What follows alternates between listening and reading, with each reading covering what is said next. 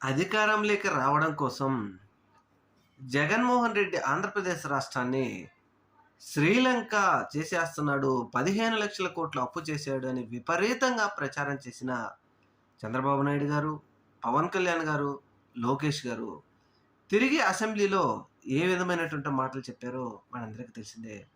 మంగళవారం లక్షల కోట్లు అప్పులు చేస్తున్నాడు అని చెప్పారు జగన్మోహన్ రెడ్డి గారి మీద. మరి ఇప్పుడు ఈ ప్రభుత్వం ఏం చేస్తా ఉంది?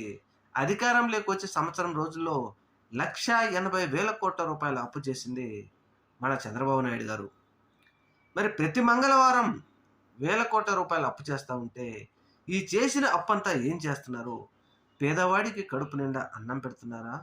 ఏమైనా సంక్షేమ పథకాలు ఇవ్వడం కోసం ఉపయోగిస్తున్నారా అంటే లేదనే చెప్పాలి.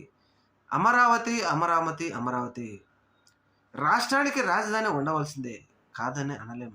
అలా కాకుండా లక్షల కోట్ల రూపాయలు అప్పు చేసి పేదవాడికి సంక్షేమం ఇవ్వకుండా, పేదవాడికి విద్య వైద్యం ఇవ్వకుండా డబ్బులన్నీ స్కాముల కోసమో అమరావతి కోసమో ఉపయోగిస్తే తిరిగి మరలా చంద్రబాబు నాయుడు గారు అధికారంలోకి వస్తారంటారా?